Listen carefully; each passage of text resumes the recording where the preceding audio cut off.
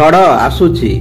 ବନ୍ଧୁଗଣ, ଏକ ଦପ୍ତରର ମୁଖ୍ୟ ସାହେବ ବିଦେଶ ଭ୍ରମଣରେ ଗଲେ। ସାହେବ ଥିଲେ ବହୁତ କଡ଼ା।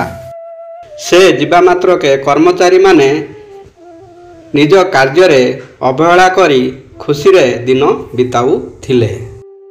ଏଣେ ମୁଖ୍ୟଙ୍କ ସ୍ଥାନରେ ଯିଏ ଦାୟିତ୍ୱରେ ରହିଲେ ସେ ଥିଲେ ଅଳସୁଆ ଏବଂ ଦୀର୍ଘସୂତ୍ରୀ। ତେଣୁ କର୍ମଚାରୀମାନଙ୍କୁ ସୁବିଧା ହେଲା। ସମସ୍ତେ ଜାଣିଥିଲେ ଯେ ସାହେବ ବେଶ କିଛି ଦିନ ଧରି ବିଦେଶରେ ରହିବେ। ସାହେବଙ୍କର କର୍ମଚାରୀମାନେ କାମରେ ହେଳା କରି ହସଖୁସିରେ ନାଚିଲେ। ସମସ୍ତେ କାମରେ ହେଳା କରି ହସଖୁସିରେ ମାତିଲେ। କେବଳ ଦେଖାଦେଲା ଯେ ଦପ୍ତରର ସୁନ୍ଦର ଉଦ୍ୟାନର ମାଳି ଏକନିଷ୍ଠ ଭାବେ ନିଜ କାମରେ ଲାଗିଛନ୍ତି।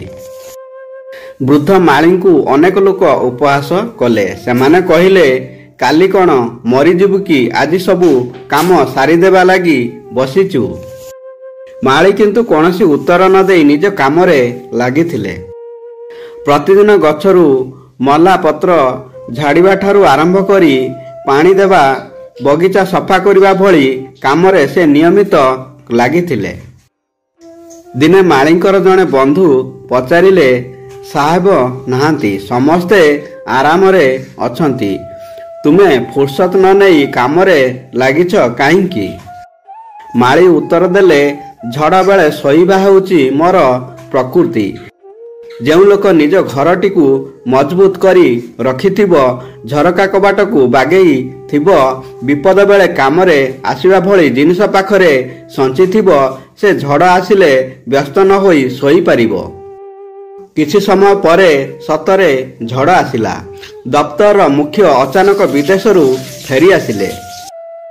ଦପ୍ତରର ମୁଖ୍ୟ ସାହେବ ନଥିବା ସମୟରେ କାମରେ ଅବହେଳା କରୁଥିବା କର୍ମଚାରୀମାନେ ଏବେ ଦିନରାତି ଏକ କଲେ ବି ଲାଭ କିଛି ହେଲା ନାହିଁ। ସମସ୍ତେ ସାହେବଙ୍କ କୋପ ଦୃଷ୍ଟିରେ ପଡ଼ିଲେ। ଏକା ମାଳି ସବୁ ଦିନ ଭଳି ନିଜ କାମକୁ ଗଲେ। ତାଙ୍କ ମନରେ କୌଣସି ଚିନ୍ତା କି ଦକ ନଥିଲା।